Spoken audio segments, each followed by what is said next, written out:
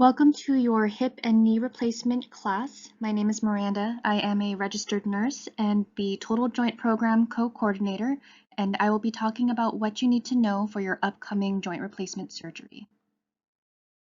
For this class, you will need your guidebook and a writing utensil. It is helpful to write down questions as they come up, but please stick around till the end of the class. I may be able to answer your questions. Please also look for page numbers on the slides because they do reference information in your guidebooks that you'll want to review later. In this class, I will talk about how to prepare for surgery, how to create your discharge plan, what to expect during your hospital stay. We'll talk about physical and occupational therapy as well as pain management. By now, you should have a coach or support person that you have identified who is available to help you at home and able to stay with you about 3 to 5 days after surgery. They should also be sitting with you as you are in this class. You'll also want to review page 1 of your guidebook. This will go over the timeline for completing pre-operative appointments, preparing for surgery. On page 4, you will read a few bullet points on how to prepare your home, specifically clearing walking paths, removing area rugs, preparing meals ahead of time, especially if you are the cook at home. You'll want to think about your pets and have a plan for them. We have had patients admit to the hospital as hip fractures because they tripped on their pet at home. So make sure you have a plan for them. The best way to go about this is at least making sure your coach or support person is able to tend to your pet as you're walking around at home. You will want to identify a solid chair with arms and no wheels. The most popular choice is a recliner. A recliner is comfortable enough that you'll be able to sit in it, elevate your surgical leg, as well as be able to stand up using those solid arms while you're recovering. Another important point is to make sure you install grab bars in your shower. I don't want you to grab a curtain if you think you're going to fall. So make sure you have those grab bars installed in the shower. You will also want to make sure you have clean linens and bed sheets the first couple of nights prior to surgery. Starting on page 19 of your guidebook are your pre- and post-operative exercises. You'll want to be familiar with these exercises as they will help to build strength and flexibility. You will need a front-wheeled walker during your hospital stay as well as during your recovery at home. The front-wheeled walker is the safest option for you, though crutches are okay, especially if you have stairs in your home. You will also want to review page 8, stopping medications and complementary therapy, specifically herbal and mineral supplements. Some of these supplements can interact with the medications that you'll be taking. On page 11, there is a brief paragraph about dental procedures. You will need to reschedule them, especially if they're scheduled too close to your surgery. Dental procedures do include teeth cleaning. The risk is that you can develop micro tears in your gums during these procedures, which can allow bacteria into your bloodstream and risk infecting your new joint. Your preoperative anesthesia clinic appointment at this time is a phone call. You will be speaking with your anesthesiologist or a medical assistant, and they will review your health history as well as your medications. You'll want to construct a list of updated medications, including your prescriptions, over-the-counter, and your supplements. And we'll want to make sure that it is most up-to-date for your surgeon to prescribe your medications while you're in the hospital. During this phone call, you will also talk about your options for anesthesia, but you can also refer to page 16 for additional questions you may want to ask. Prior to your surgery, you will have one last appointment with your surgeon. This is your preoperative evaluation appointment. And during this appointment, you will also arrange to have lab work done as well as your COVID test. Additional questions you may want to ask will be on page 17, such as whether your blood pressure is stable for surgery, When you need to change or stop any of your medications before surgery, you might also want to ask what surgical approach your surgeon will take if you are a hip replacement.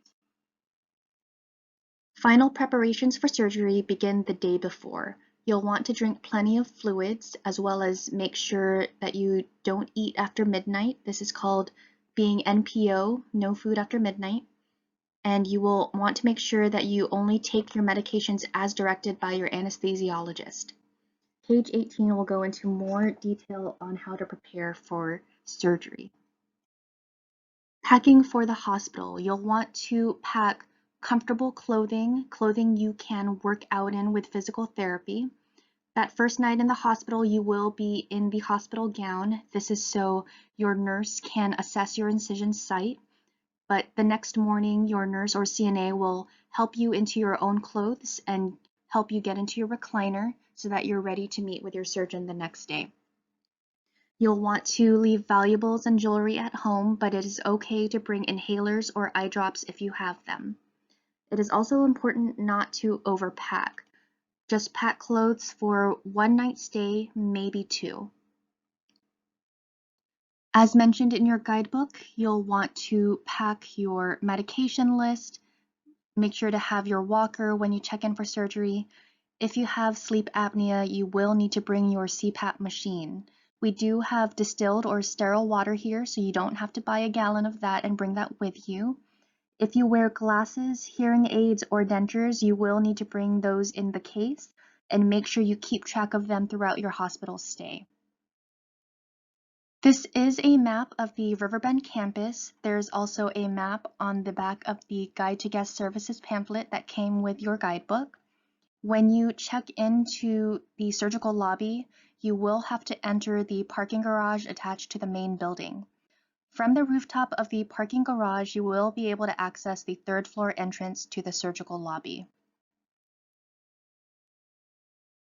Your coach can accompany you as you check into the surgical lobby, and they will be given information on how to track your journey throughout the hospital. You can access the link ahead of time from your smartphone or a computer browser.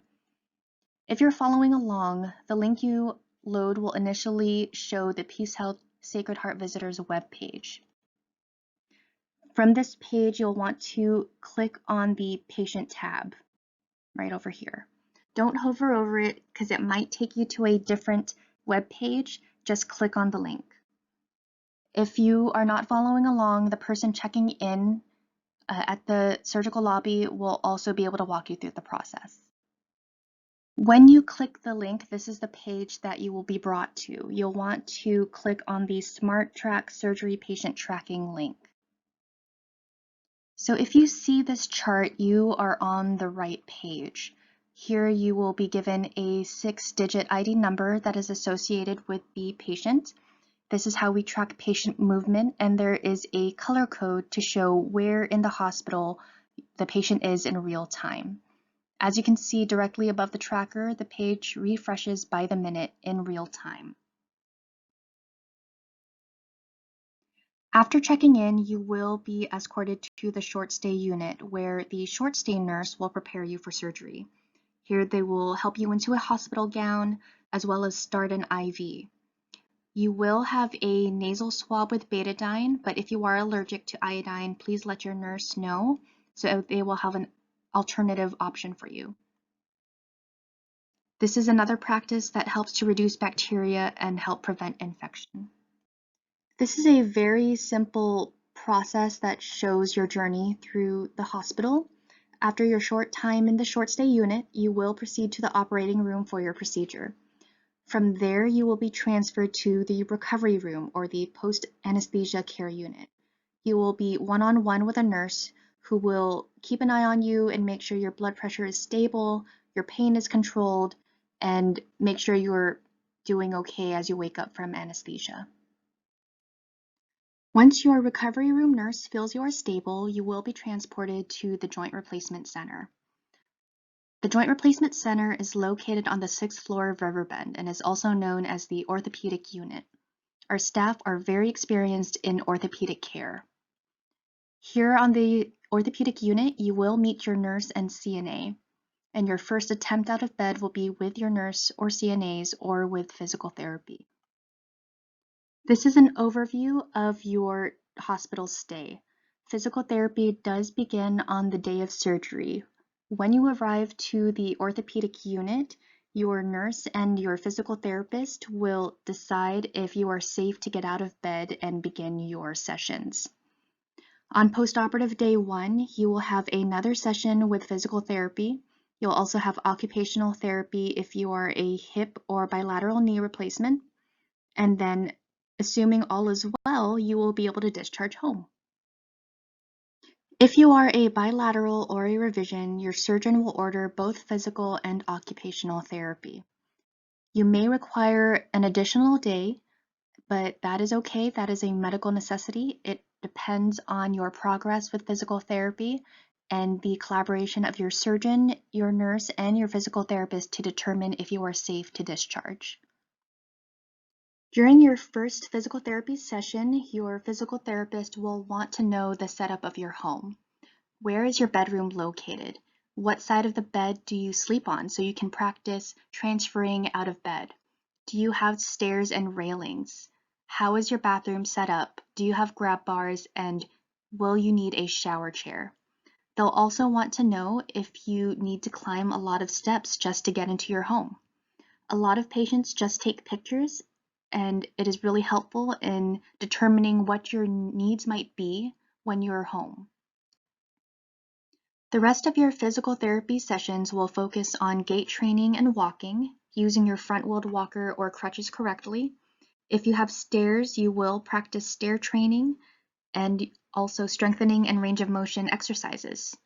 This is all a one-on-one session with your physical therapist, but your physical therapist will be able to initiate a video conference call with your coach so they can also be involved.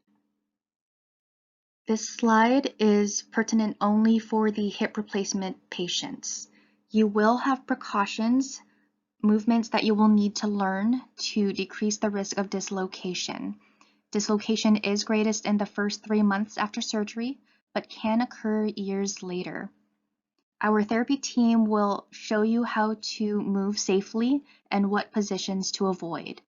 You will want to really review your hip guidebook, pages 35 through 39.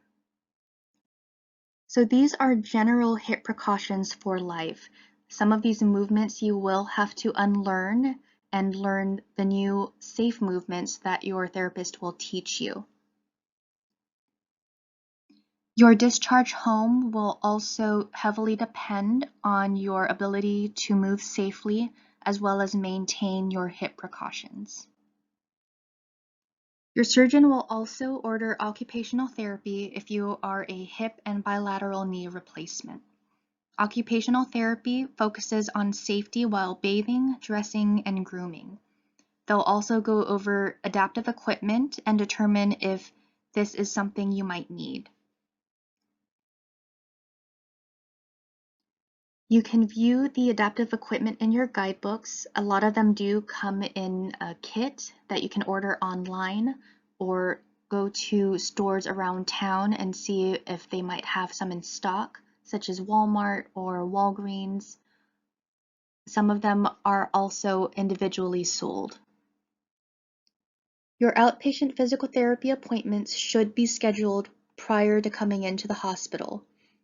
This information is not in your guidebook, so you'll want to write this down, or you can ask your surgeon for a prescription to send to the physical therapy office of your choice.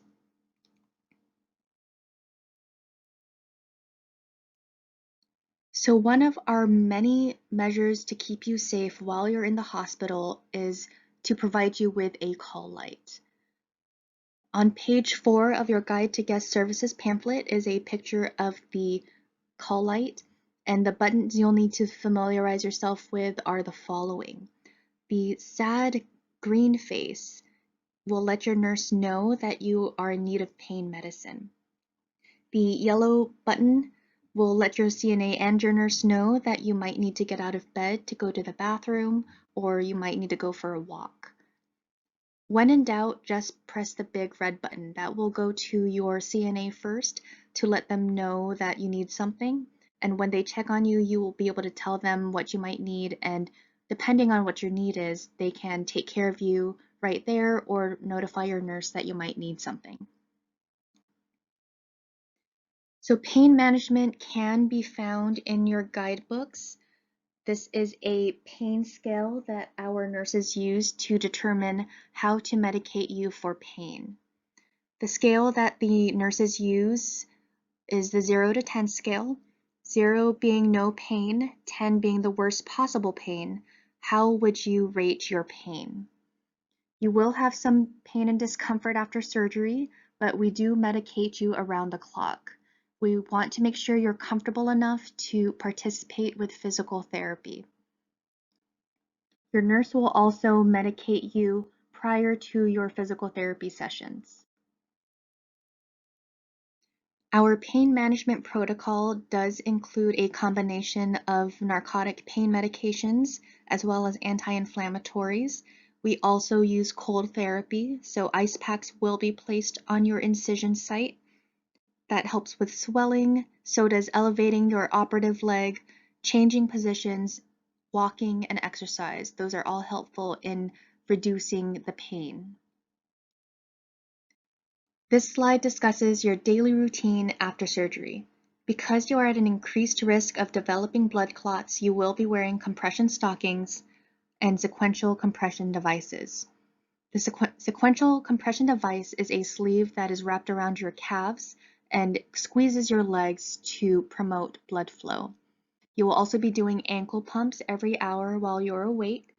These 3 interventions will be coupled with aspirin, a blood thinner. You will also be using an incentive spirometer. Your nurse will be able to give you more information on how to use it, but basically this helps to reduce respiratory complications. Now, another safety measure we use at the hospital is bedside shift report. Bedside shift report is when your outgoing nurse and your oncoming nurse come into your room and discuss your care at bedside. This is meant to engage you in the conversation and reduce the risk of inaccurate information being passed on to the next nurse.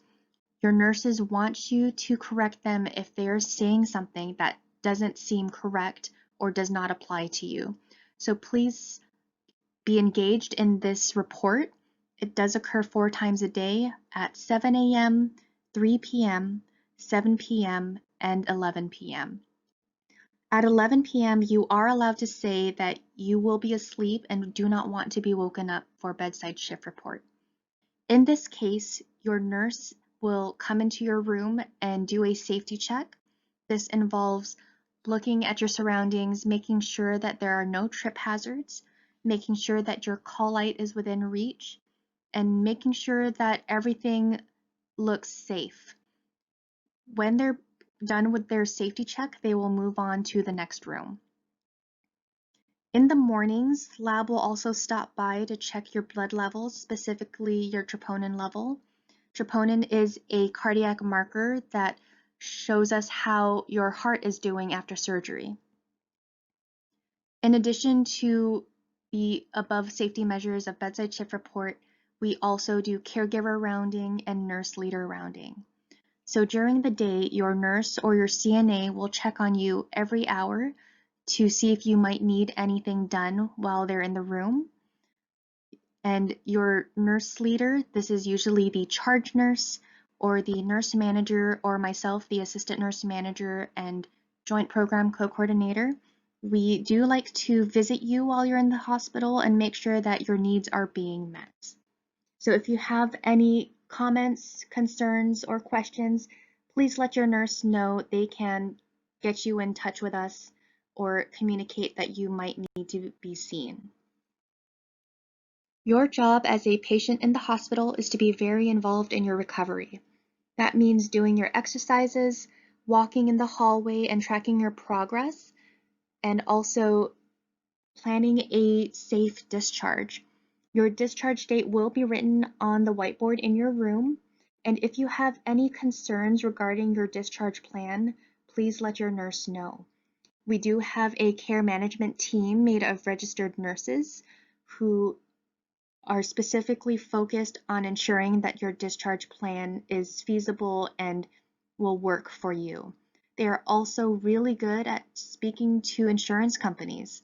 So if you're concerned about any part of your discharge plan, please let us know. Your discharge home criteria does begin with your progress with physical therapy. In collaboration with your nurse and surgeon, the physical therapist determines if you are safe to go home. That includes using the front-wheeled walker or the crutches correctly, and that also includes progressing with stair training. Your surgeon will discharge you home when your physical therapist again has cleared you for a safe discharge. We also want to make sure that you are medically stable, so eating normally. You may have some nausea, but as long as that's controlled with the anti-nausea medication, you'll still be able to go home. We also want to make sure that your bladder and bowel are functioning. So this will include ensuring that you have a bowel movement or are at least on your way to having a bowel movement. If you already have a tried and true method for having a bowel movement, for example, drinking prune juice, drinking coffee, or eating cherries, whatever you do to help you have a bowel movement, let us know and we'll help you along. In regards to discharge prescriptions, RiverBend does offer a meds to beds program. This is where your surgeon writes your discharge prescriptions and the pharmacy here will come to your room and deliver these prescriptions to you. This is so you don't have to stop by your usual pharmacy on the way home, and they will also use your insurance and your usual payment method, so your co-payment shouldn't be any different than what you would usually pay at your pharmacy. If you would like to re-enroll in Meds to Beds, you will want to call this number. They do have business hours of 8 in the morning to 4 in the afternoon and are open Monday through Friday. When you are ready for discharge, your nurse will review your discharge instructions. They will give you a discharge packet as well as a care after your joint replacement surgery packet. This will focus more on care of your incision. Again, please reach out to your care management team. They can help you determine what your needs will be when you discharge. At this time, PeaceHealth does have a strict visitors policy. We cannot allow visitors or coaches, unfortunately, but this policy can change according to regulation changes from the Oregon Health Authority. For the most up-to-date information, please sign up for a question and answer session with me, the Total Joint Program Coordinator. I will provide that contact information at the end of the video. Pearls for recovery. It is important to do your exercises regularly. You will also want to ice and elevate your leg when you're resting. Do not cross your legs. This actually inhibits blood flow behind your knees, which you will need for optimal healing. As you're taking pain medication, you will want to gradually decrease. So take away a tablet as needed when your pain is becoming more controlled or lessening. You'll want to walk short distances daily and practice your range of motion exercises. Continue to take your blood thinner as prescribed, usually that is the aspirin. If you are taking warfarin or Coumadin, your surgeon should be working with you to determine when to stop and restart it. And as long as you're taking the narcotic pain medication, you will need to continue taking the stool softener to prevent constipation. Continue to drink lots of fluids and eat healthy. Fresh fruits, vegetables, fiber, and lean protein all contribute to optimal healing. You will want to continue avoiding nicotine. RiverBend campus is a non-smoking campus, but if you are concerned, then you will need to contact your surgeon. We do offer nicotine replacement options. Again, with dental procedures, you will need to work closely with your surgeon and your dentist to determine how your antibiotic treatment will continue for at least a year. The dressing that your surgeon places over your incision is a water-resistant dressing. You will be able to take a shower with this dressing on. Just make sure to dab it dry, and you cannot submerge this dressing. So you cannot sit in the bathtub or the hot tub. This will compromise the integrity of the adhesive on the dressing. And throughout your journey, reflect on the great progress you're making. You are doing a lot of work to improve your quality of life, and that is an awesome reflection for you. We are now at the end of our class. Thank you for letting me talk at you. If you have any questions, these are my office numbers. You can also sign up for a question and answer session where many other patients will probably have the same questions as you. So please sign up for that. The link will be in the description box below.